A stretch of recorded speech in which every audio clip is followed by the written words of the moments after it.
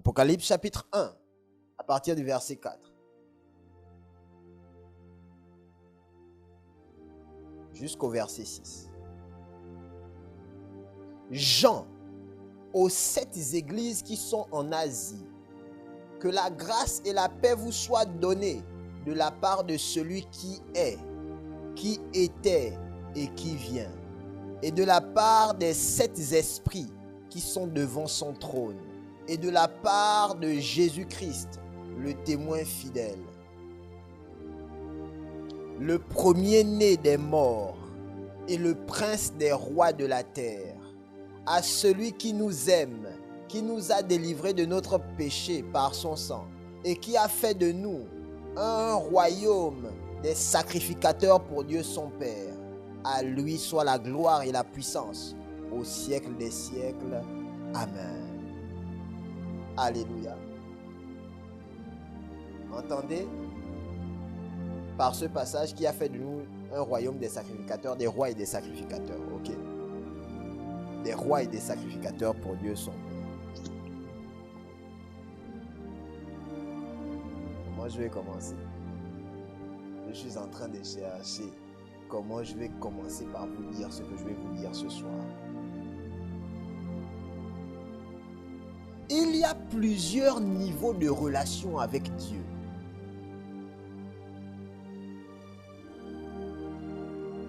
Amen. Je dis, il y a plusieurs niveaux de relation avec Dieu. Il y a la relation avec Dieu que vous aurez, où vous êtes vu comme un serviteur. Il y a la relation que vous avez, donc le niveau où vous êtes le disciple. Il y a le niveau où vous êtes serviteur, il y a le niveau où vous êtes le disciple. Il y a le niveau où vous êtes l'ami de Dieu. Amen. Il y a le niveau où vous êtes le fils de Dieu. Alléluia.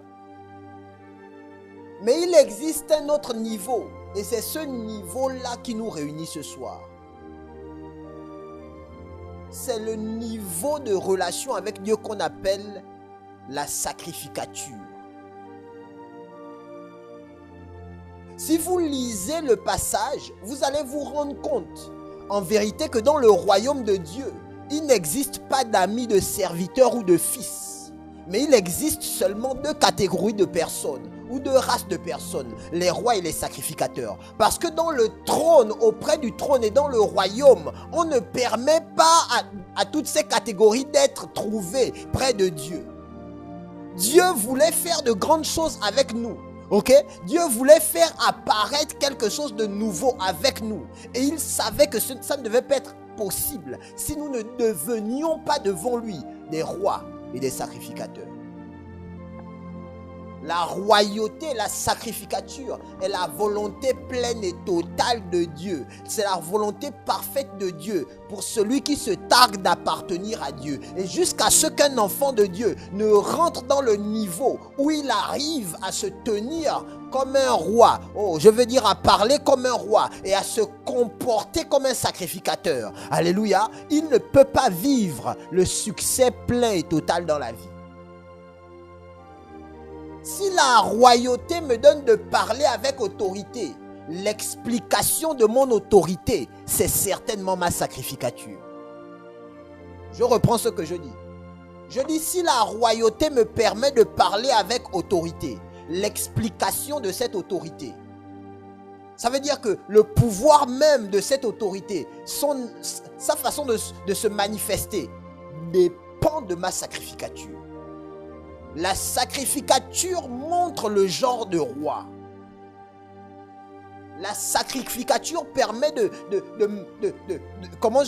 consolider la royauté de quelqu'un. Beaucoup de rois ont été délogés parce qu'ils ne savaient pas que dans ce royaume, il est important d'être aussi dans le système qu'on appelle la sacrificature. Avant d'aller plus loin, je vais vous expliquer. Qu'est-ce que la sacrificature?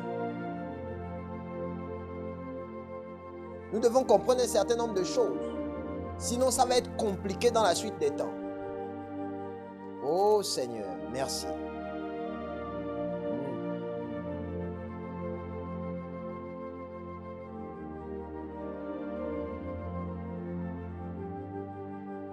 La sacrificature, c'est le système de connexion spirituelle entre le ciel et la terre.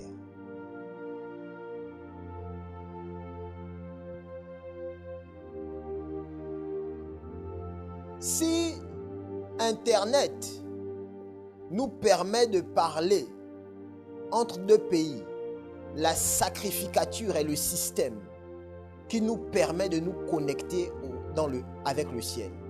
Et ça permet les échanges. Sans sacrificature, il n'y a pas de succès, de volonté parfaite de Dieu au ciel qui se manifeste sur la terre. Sans sacrificature, il n'y a pas de gloire de Dieu qui se manifeste sur la terre. C'est pourquoi Dieu savait qu'il avait besoin de sacrificateurs. Des gens qui savent établir le système de connexion et permettre, vous me suivez ça? Vous comprenez ce que je dis? Permettre que la technologie spirituelle qu'est la sacrificature se manifeste pour qu'il puisse prendre du ciel et emmener ça sur la terre. Rappelez-vous de la prière de Jésus dans Matthieu chapitre 6 verset 9. Il dit que ta volonté soit faite sur la terre comme elle est faite au ciel. Il n'y a que des sacrificateurs qui peuvent faire cela.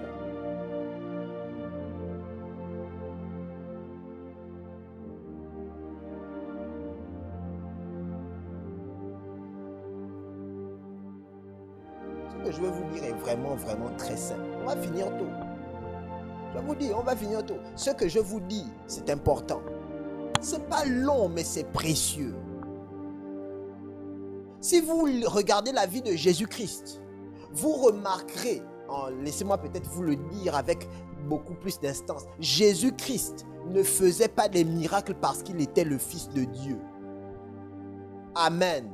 Il faut d'abord dire Amen. Parce que vous êtes fils de Dieu, vous aussi vous êtes fils de Dieu. Pourquoi vous ne faites pas les miracles? C'est parce que Jésus-Christ avait compris le fonctionnement du système de la sacrificature. Il savait qu'après avoir prêché, il devait aller prier. Il savait qu'après avoir prié, il devait aller prêcher. Il savait qu'après avoir prêché, il devait aller prier. Parce que la sacrificature a des exigences. Et c'est seulement les sacrificateurs qui arrivent à régner dans la vie. Ce sont les sacrificateurs qui se manifestent comme rois.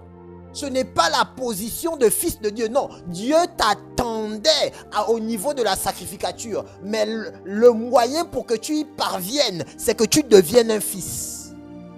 Ce n'est pas un problème de niveau, c'est un problème de classe. Le système spirituel qu'est la sacrificature nous emmène à opérer à partir de la classe de Dieu et manifester des résultats digne de Dieu sur la terre. Et la première chose qu'on demande au sacrificateur, c'est lui-même.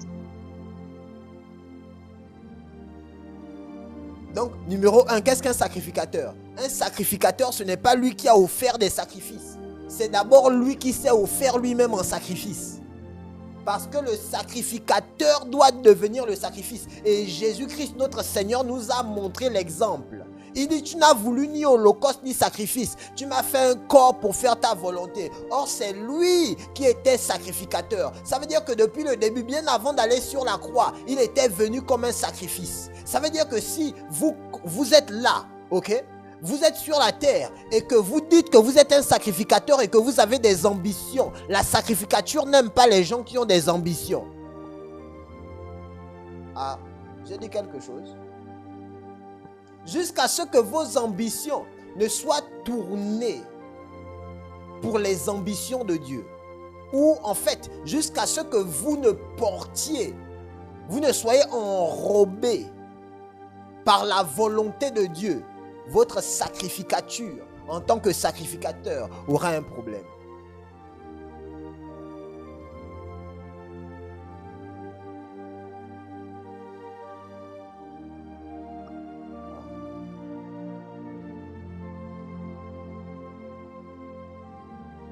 Amen.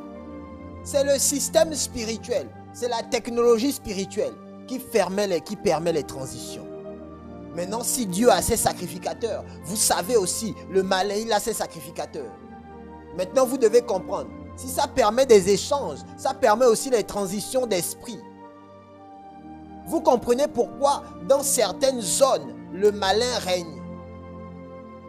Je vais vous expliquer.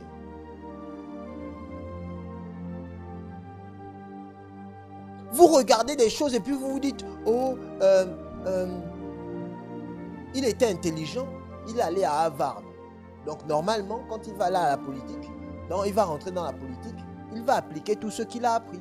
Étrangement, lui aussi, il rentre maintenant dans le système où on tue les enfants pour le pouvoir. Vous dites, lui, il avait des ambitions politiques, il devait emmener le pays. Quand tu regardes son programme, ok, le programme qu'il présente en tant que ministre, tu regardes le programme, tu dis, oh, ça c'est un programme qu'on veut voter, ok. Mais étrangement, quand il entre, c'est comme s'il avait oublié son programme. C'est maintenant lui qui se met à construire les maisons. Il change. Qu'est-ce qu'il change? Il détourne l'argent de l'État. La même personne qui avait des ambitions politiques élevées, parce qu'il y a des esprits qui sont dans ce système, qui font que, même s'il avait des ambitions, même s'il avait des pensées, à cause de la forte affluence des esprits, ses pensées sont transformées. Écoutez-moi bien.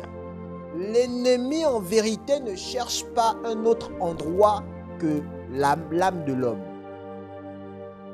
Je reprends. Ce que l'ennemi cherche à atteindre par tous les moyens, c'est votre âme.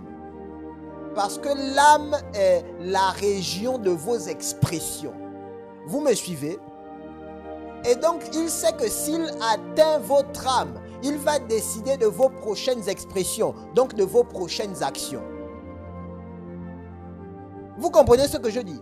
Et donc, dans la vie de plusieurs, ils sont dans des environnements où les esprits règnent.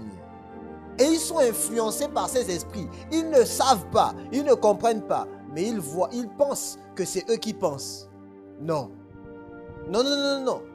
Il y a un système spirituel qui est établi là, à cet endroit. Parce qu'il y a des esprits qui ont décidé d'être là pour donner aux gens une certaine pensée, une certaine conception des choses. Comme en France. Les gens oublient Dieu quand ils arrivent ici. Ils se disent, oh, Dieu ne fait pas trop de miracles. Vous savez, j'étais en train de parler avec une sœur en Christ. Elle fait des cours de musique, elle est chrétienne, ok? Elle fait des cours de musique aux sourds et aux muets. Ok?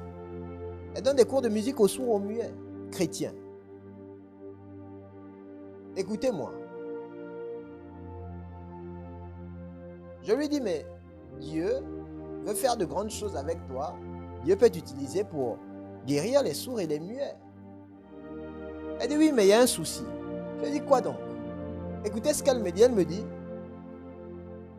en fait,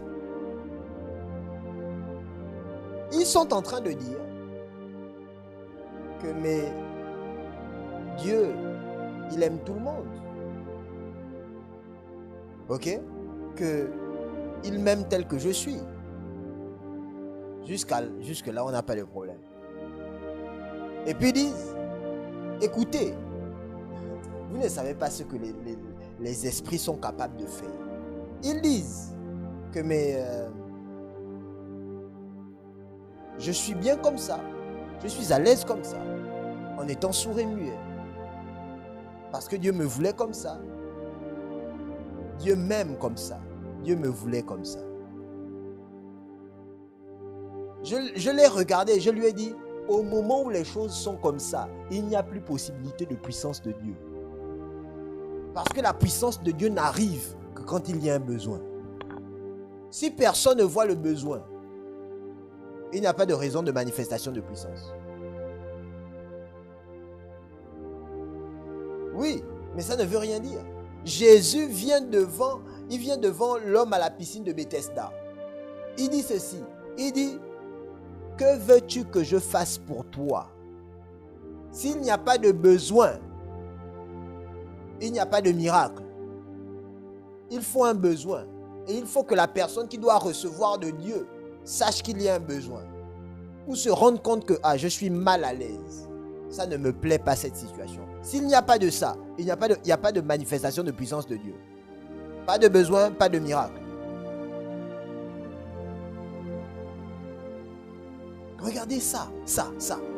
L'influence des esprits. Ce n'est pas parce que vous êtes chrétien et que l'esprit n'est pas rentré dans votre esprit, ok, pour vous posséder, qu'il ne peut pas passer par votre atmosphère pour influencer votre pensée. La sacrificature est le système spirituel et la technologie spirituelle qui empêche cela. C'est pour ça que Dieu vous positionne comme sacrificateur. Ça veut dire que vous pouvez transiter, vous pouvez veiller sur les transitions des esprits dans un environnement parce que vous êtes sacrificateur. Vous êtes positionné là et dans ce secteur-là où vous êtes positionné, les esprits ne passent pas n'importe comment. Mais vous ne pouvez pas le faire, alléluia, si vous ne vous êtes pas donné à vous-même. Un sacrificateur qui a refusé de poser sa vie sur l'autel comme un sacrifice est un sacrificateur dangereux. C'est le premier élément. Le sacrificateur doit se sacrifier.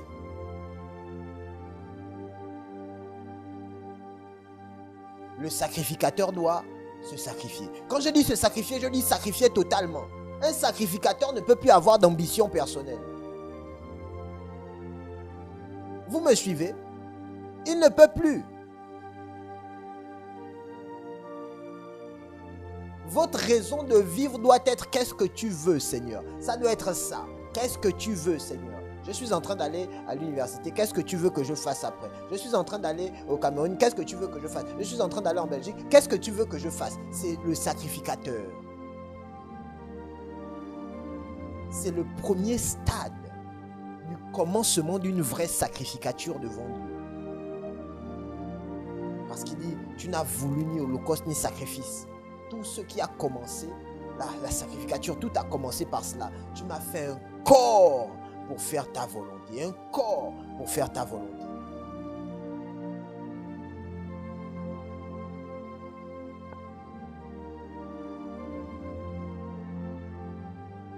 Quand un sacrificateur ne fonctionne pas dans ce standard,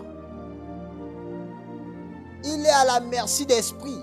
La victoire dans les choses de Dieu, sur la terre, ok, à partir de la vie chrétienne, la victoire dans les choses de Dieu vient par le genre d'attitude que vous avez en tant qu'enfant de Dieu. Offrez. Le sacrificateur donne sa vie.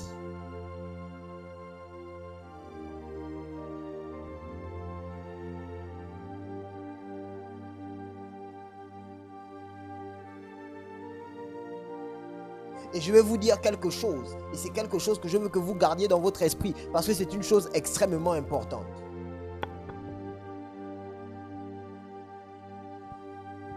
Si vous êtes établi en tant que sacrificateur et que votre vie n'est pas un sacrifice. Quand je dis votre vie n'est pas un sacrifice, je ne veux pas juste vous dire vous avez arrêté les appétits, ok? Qu'on a cité tout genre d'appétit. Je veux parler de sacrifice. Sacrifier. Vous savez, il y a des gens, on leur dit passe 2 heures de prière. Ils disent je n'avais pas le temps. Jamais le temps pour sacrifier le temps. Amen. Jamais l'argent pour sacrifier l'argent. Jamais rien. Si votre vie en tant que sacrificateur n'est pas une vie de sacrifice, vous n'avez pas de futur en Dieu. Parce que le sacrificateur sacrifie. Le futur est garanti par votre capacité à sacrifier. En tant que sacrificateur. 2 heures de prière, je ne peux pas. C'est toi qui ne peux pas prier. C'est toi qui n'as pas 2 euros pour donner 5 euros, 10 euros, 20 euros, 30 euros pour faire l'offrande. C'est toi qui ne peux pas donner la dîme. Mais dans tout ça, c'est toi qui veux que Dieu te bénisse. Mon frère, ma soeur, il faut que tu comprennes. Dans le royaume, on a accepté uniquement les rois et les sacrificateurs. Est-ce que quelqu'un comprend ce que je dis? Dans le royaume, ceux qui sont dans le royaume, ce sont des rois et des sacrificateurs. Il n'y a pas d'autre race. Ah! Il n'y a pas de race dans le royaume qui s'appelle ami de Dieu. Alléluia. Tous ceux qui sont dans le royaume sont des rois et des sacrificateurs. Donc quand tu arrives dans le royaume, on te dit, qu'est-ce que tu sacrifies? Qu'est-ce que tu sacrifies? Parce que la sacrificature est normale chez nous.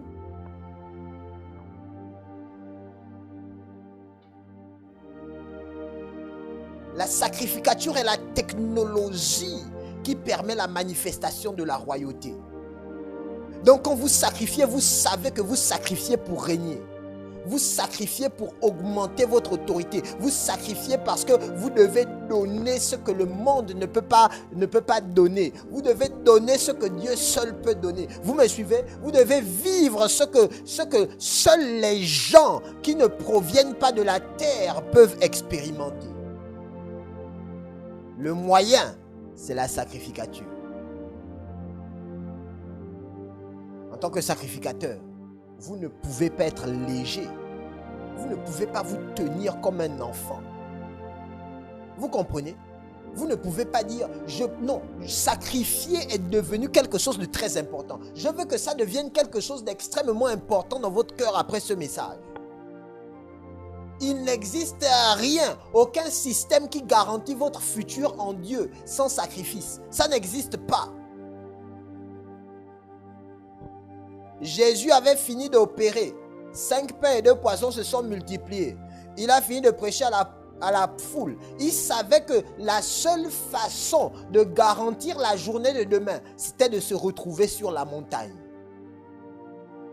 Donc après le sermon, quoi qu'il ait été puissant, il devait retourner sur la montagne. Parce que le sacrificateur sait que s'il ne sacrifie pas,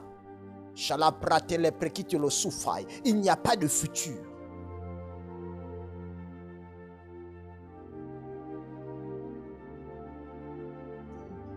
Je travaille. Non. Je veux t'introduire dans les choses spirituelles. C'est comme ça que les gens deviennent des autorités dans l'esprit. Vous comprenez? C'est comme ça que des gens règnent dans les domaines, dans les activités. Vous comprenez? Vous pouvez être quelqu'un qui participe dans un domaine ou vous pouvez être quelqu'un qui règne dans un domaine. Ok?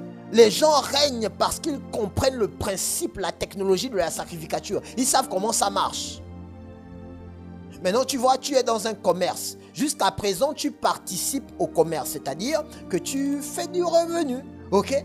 Mais tu ne t'es pas encore introduit comme sacrificateur. Tu me suis? Donc, comme tu ne t'es pas encore introduit comme sacrificateur dans ce domaine, tu ne peux pas encore vivre en tant que celui qui domine. Je te prends un exemple. Tu es en train de vendre un produit. Jusqu'à présent, les clients viennent aussi chez toi. Parce que tu es une bonne personne qui vend peut-être bien ou qui fait bien les choses. Maintenant, quand tu rentres dans le système de la sacrificature, tu fais en sorte que tous les clients se tournent vers toi. Tu deviens roi dans ce domaine. Parce que tu comprends le fonctionnement de la sacrificature. Tu garantis le futur. Tu garantis le futur. Les gens ne viennent pas juste comme ça. Il faut qu'ils soient influencés par un esprit. Est-ce que quelqu'un comprend ce que je dis? Non. Je pense que vous, quand vous regardez les choses, vous pensez que les humains viennent juste comme ça, ils sont juste attirés comme ça. Non, c'est pas vrai. Vous ne m'avez pas juste approché comme ça. Vous avez perçu quelque chose en moi. Amen. Le Saint-Esprit vous a influencé d'une façon ou d'une autre. Il y a un esprit qui vous a influencé. Les gens ne font pas des bons choix et des mauvais choix juste comme ça. Il y a un esprit qui les influence. Même s'ils disent, oh mais j'ai choisi. Non, tu n'as pas choisi. En vérité, on t'a influencé. Il y a une forte influence dans ton atmosphère. Et l'esprit de Dieu, si c'était l'esprit de Dieu, ou bien l'esprit du malin, t'a convaincu que va en boîte de nuit. Alléluia. C'est comme ça que ça se passe.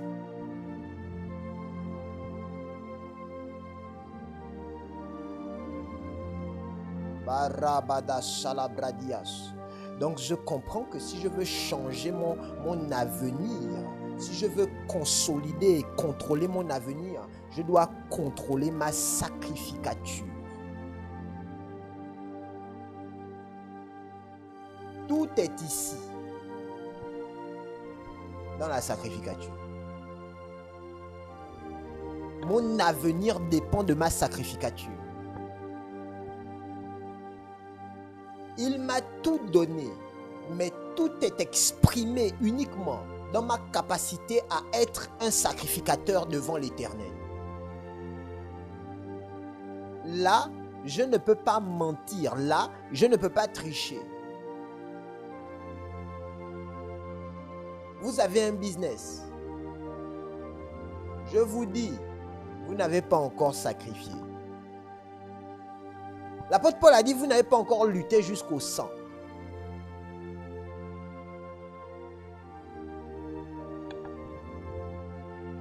Vous vous tenez. Tout dépend de quel côté, de l'endroit où vous voulez vous tenir dans l'histoire. Est-ce que vous voulez être quelqu'un qui est juste, vous savez, oh, j'ai aussi réussi dans ce business. Ou vous voulez être quelqu'un qui règne. Beaucoup de gens fabriquent les chaussures. Amen. Mais on connaît Adidas, on connaît Nike. Ok? On va dire, oh, les autres aussi. Ok? Beaucoup de gens fabriquent les habits, les choses. Mais on remarque Boss, on remarque Isaac. Ok? Pourquoi? Ils se sont mis au large par des systèmes. La sacrificature va vous emmener à voir des visions que vous n'aurez pas pu voir en tant que personne normale. Vous savez ce que veut dire le sigle avion? Vous savez qu'avion, ce n'est pas un mot, c'est un sigle. Vous saviez comment c'était un sigle? Appareil volant imitant l'oiseau naturel.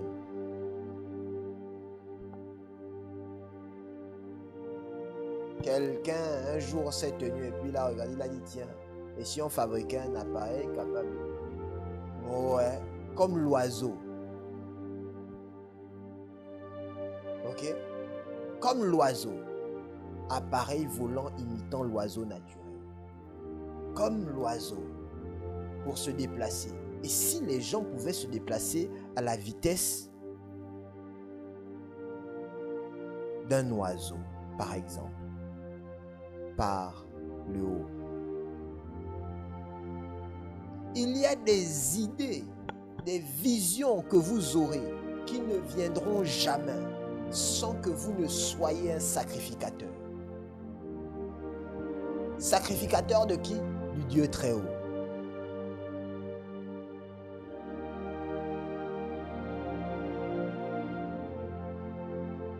Donc, quand on dit le sacrificateur et la prière, vous comprenez, la prière n'est pas une option dans la sacrificature. On parle de sacrificateur. Non seulement on vous a dit tout à l'heure, vous laissez vos pensées, vos émotions, tout ce que vous voulez à côté. Amen. Mais aussi, tout ce qui vous concerne.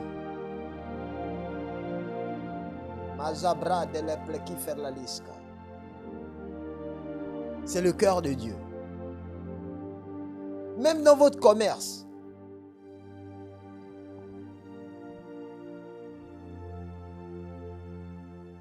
Tenez-vous devant Dieu.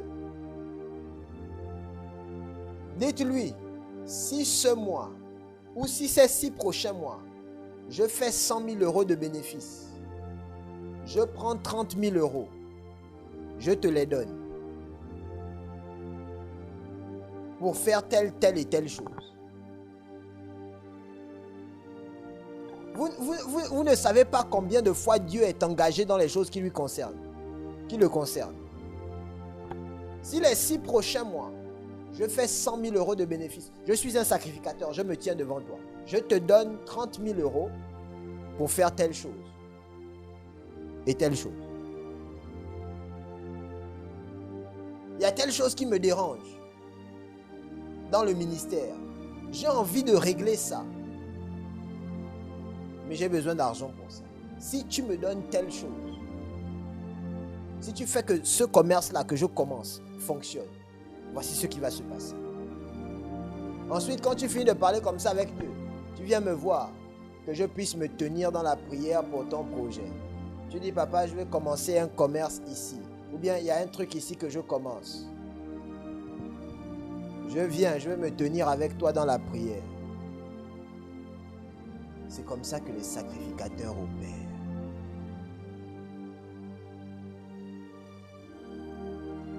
On rentre dans des sphères. Vous ne devez pas avoir peur des sommes. Quand on est un sacrificateur, l'argent n'est pas un problème. Parce qu'on n'est pas attaché à ça. Amen. Je vous dis, si vous n'êtes pas attaché à l'argent, l'argent va vous courir après.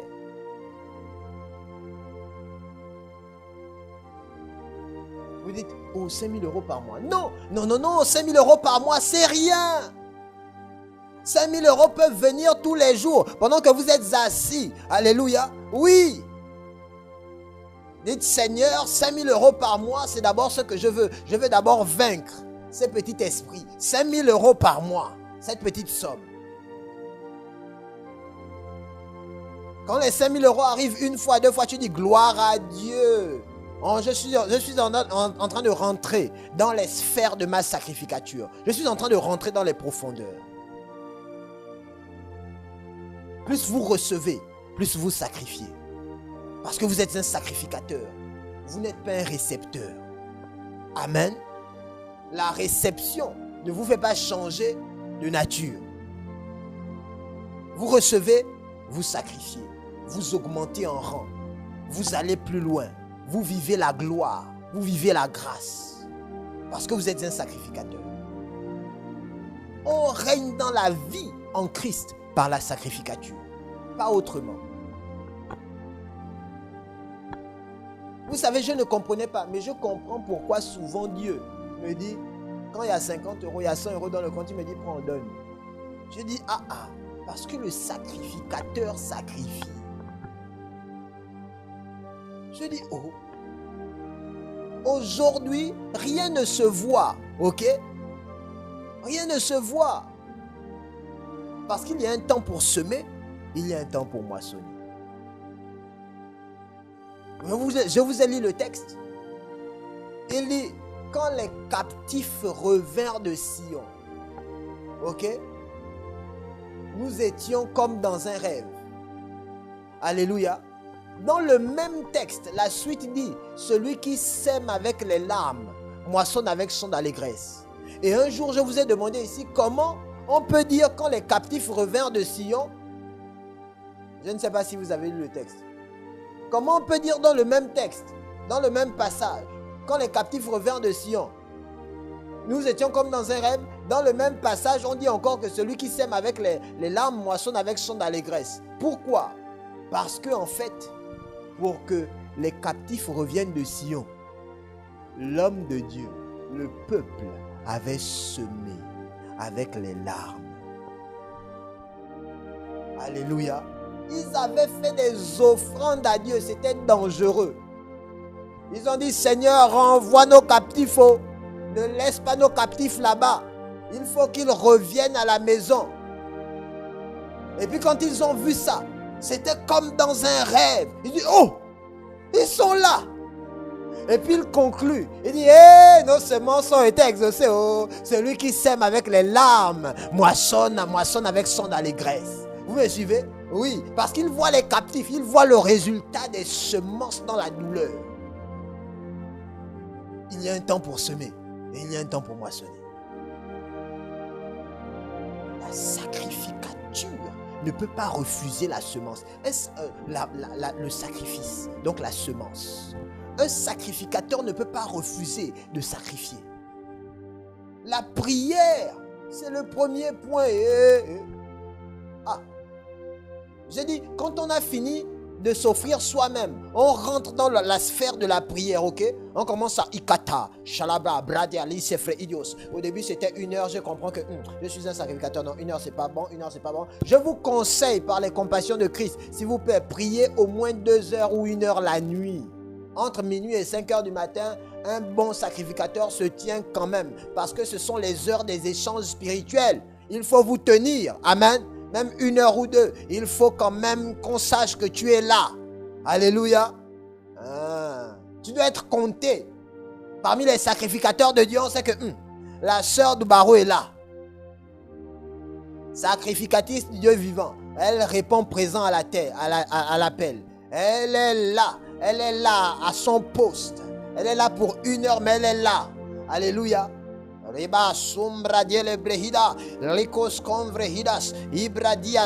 Quand tu te lèves le matin comme ça, tu as dormi, mais tu as vu des visions, tu as vu des images. Ta journée est claire parce que Dieu t'a parlé. Alléluia. Pendant que tu étais en train de prier, tu ne savais pas, mais ton esprit était en train de se recharger et de créer le chemin, ouvrir la voie pour que tu puisses recevoir de Dieu. Donc maintenant, pendant que tu dors, les signaux sont en train d'arriver. Ok? Parce que la zone a été, vous savez, dégagée. Le nuage a été dissipé. Donc maintenant, les messages viennent pendant les songes. Dieu commence à te parler, il te dit, demain quand tu vas au travail, fais attention, ne parle pas trop, aujourd'hui c'est une journée calme. Et donc quand tu te lèves, tu le sens dans ton corps, tu sens que cette journée est une journée calme, je ne vais pas trop parler, je ne vais pas trop forcer. Tu es un sacrificateur, tu sais lire dans l'atmosphère, ton esprit a reçu les instructions dans le sommeil.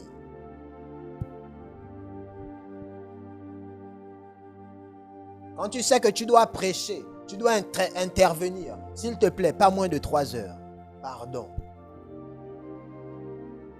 Iba shalabra idia, tomba tika, isafrakitia, prehida, likostombre idiostufai. Pas moins de 3 heures. 2 heures la journée, 1 heure avant de prêcher. Amen. Quand je dis 1 heure avant de prêcher comme ça, 2 heures la nuit, allais-je dire. 1 heure avant de prêcher. Quand je dis 1 heure avant de prêcher comme ça, c'est pas 1 heure avant le message, hein? Non. 1 heure avant le message, tu dois être très calme, très concentré. Regardez comment Dieu, par où Dieu va passer. Ok? C'est plus l'heure de prier. Non, c'est l'heure de rester concentré, de voir par où Dieu va passer. Tu peux marcher, prendre du bon temps peut-être, relaxer, être dehors. Mais il faut rester concentré dans ton esprit. Un sacrificateur. Mais je conseille, si tu peux être dans une maison, de rester seul enfermé. C'est un temps de méditation, ce temps avant la prédication. Un temps de calme. C'est ça un sacrificateur. Quelqu'un qui opère dans l'esprit.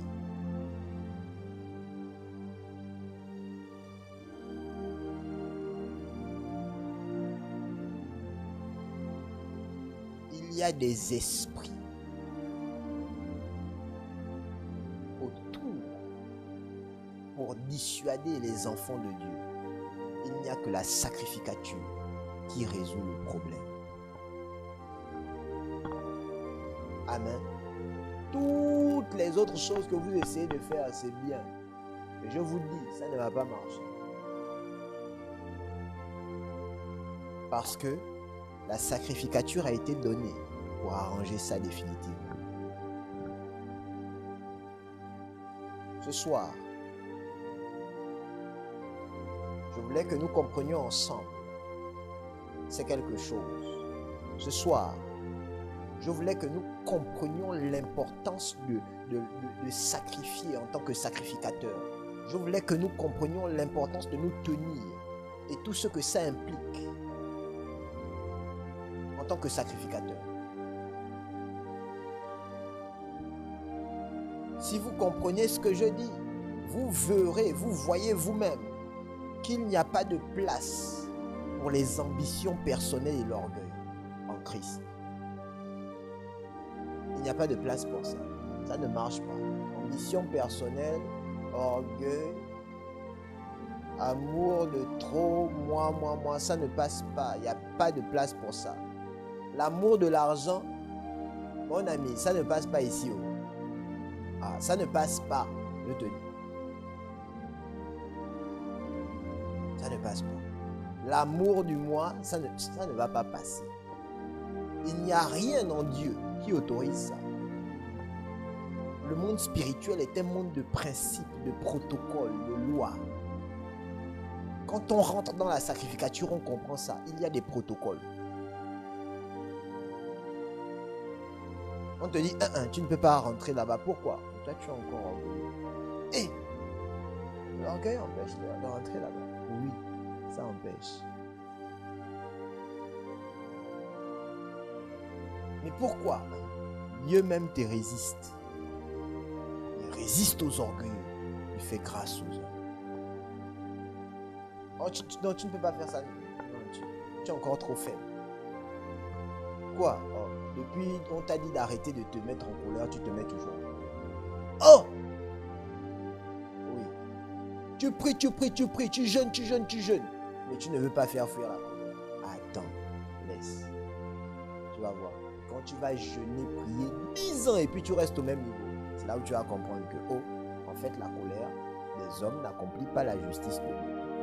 Le verset là, ça va devenir ta réalité. C'est-à-dire que réalité même c'est petit. Ça va devenir ta vérité. Tu vas porter ça, tu vas dire, mais bien aimé dans le Seigneur, la colère des hommes n'accomplit pas la justice de Dieu. Ce que je te dis mon frère, c'est vrai. C'est ça devenir ta prédication. Parce que quand on te donne la sagesse, tu ne veux pas. Il y a des frères comme ça. Après ils disent, ce que je te dis mon frère, c'est vrai. Pour ne pas parler du témoignage. Je peux te faire mon témoignage.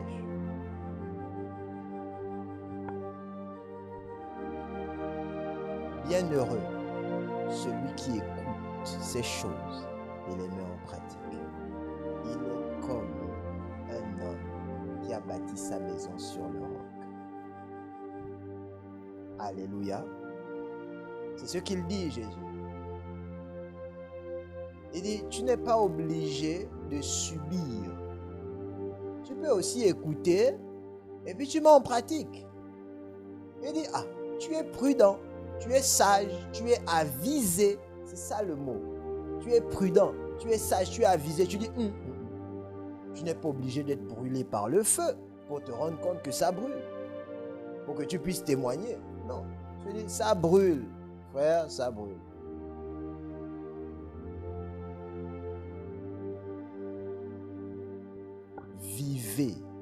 Vivons à partir d'aujourd'hui comme des sacrificateurs. Ce message n'est pas un message isolé du thème du mois. Vous vous êtes rendu compte, j'espère. Dieu n'a pas donné ça pour rien. Si vous regardez le thème du mois, l'offrande à Dieu, il s'inscrit très bien. Dieu n'a pas donné ce message pour rien. Et je vous ai dit au début de ce mois que Dieu nous fait rentrer dans le mois de l'offrande parce qu'il y a quelque chose qu'il veut définitivement arranger. Maintenant, vous comprenez. Dans le royaume là, il n'y a pas une race qu'on appelle les amis. Il n'y a pas ça. Ok? Non. Même les serviteurs, il n'y a pas. Dieu nous fait shifter. Il dit, vous, à partir d'aujourd'hui, je veux que vous soyez, parce que j'ai besoin de vous pour opérer dans certaines sphères. Et pour opérer dans ces sphères, vous devez être des rois et des sacrificateurs. Vous ne pouvez pas être autre chose.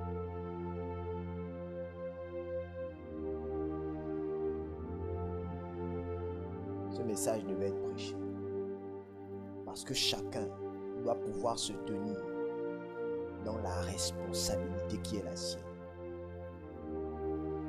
Les sacrifices de prière, les sacrifices de louange, les sacrifices d'action de grâce, l'offrande de soi-même, les sacrifices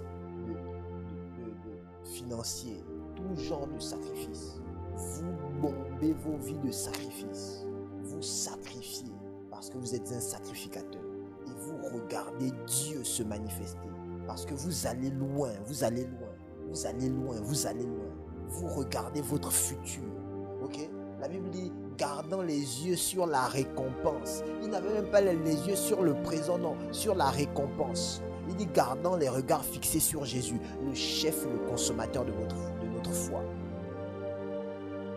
C'est ce qui fait en sorte que dans les autres, chez les autres, dans les autres ministères, il y a des choses inouïes qui se produisent. Dieu se meut d'une façon spéciale parce qu'ils sont rentrés dans leur vie en tant que sacrificateurs. Je ne veux pas que vous vous regardiez comme étant des chrétiens qui font des offrandes à l'église. Je veux que vous vous voyez comme des sacrificateurs qui font des sacrifices à l'autel. Vous voyez la différence? Les chrétiens qui font l'offrande à l'église viennent et puis ils se disent « Normalement, j'ai fait l'offrande, ça doit marcher. » Les sacrificateurs qui font des sacrifices à l'autel savent que ça va marcher. Et si je dois attendre, je suis en train d'attendre, mais je suis un sacrificateur moi-même. J'ai fait des sacrifices sur l'autel de l'Éternel. Il y a une grande différence. Le chemin est balisé. La gloire de Dieu se manifeste. Je me tiens en prière. Je me tiens en jeûne. Je me tiens. Vous savez, hier, je revenais. Je revenais de Carrefour. J'étais sorti, j'étais allé acheter quelque chose. Donc je rentrais à la maison. Vous savez, sortir, c'est pas trop mon fort. Okay? J'étais sorti, c'était un gros effort pour moi. Je suis sorti, je suis allé à Carrefour. Et vous savez, je vais vite, je reviens. Amen, je n'aime pas durer longtemps. Bon, je rentrais comme ça. Et puis, ma sombra de l'ébréidos. Le balacha, la voix me demande. La voix. Je ne dis pas ce n'était pas l'Esprit de Dieu. Ok? Je sais quand le Saint-Esprit me parle. Amen. Ce n'était pas l'Esprit de Dieu. La voix me demande qui es-tu? Est-ce que tu sais d'où tu viens? Sais-tu pourquoi tu es sur la terre maintenant? Sais-tu le genre de choses que Dieu veut faire avec toi? La voix était en train de me parler. Ok? Et j'étais en train de parler. Mon esprit était en train de répondre. Il répondait des choses que je ne sais pas. Il disait ça avec une telle tranquillité, une telle clarté que moi-même j'étais enseigné. Ok? Je dis, il y a des choses qui ne sont révélées que quand vous vous tenez dans la sacrificature. J'étais là. Et puis il a commencé à dire, je suis tel. Je suis venu pour ça, ça, ça et ça. Dans telle saison, je dois faire ça. Et telle chose. Oh, bonté divine. Il y a des choses. Et dans l'esprit, ce n'était pas un méchant, ce n'était pas un esprit méchant qui me parlait. Ok? C'était un peu comme si il y avait quelqu'un qui m'interrogeait pour que je sois capable moi-même de réaliser, de comprendre ce que je suis. Vous savez, pour ne pas se perdre. La sacrificature vous révélera aussi qui vous êtes en Dieu. Quand vous savez qui vous êtes, vous n'allez pas vous perdre. Parce qu'on vous dit un jour, tu ne vas pas réussir dans ce que tu as fait. Vous n'allez pas vous perdre. En disant, si ça se trouve, je ne vais pas réussir. Là, quand vous êtes un sacrificateur, vous n'allez pas vous perdre. Parce qu'aujourd'hui, vous avez fait un truc et puis ça n'a pas marché. Vous allez dire, est-ce que Dieu m'a vraiment appelé? Est-ce que vraiment Dieu voulait que je fasse ça? Si ça se trouve. Non. Ce sont des gens qui ne sacrifient pas, qui ne se tiennent pas comme des sacrificateurs, qui sont dans ce genre de questionnement. Rapidement, les choses vont dans leur âme. Et puis beaucoup de questions naissent. On ne se perd pas en route. Il y a quelqu'un qui nous guide.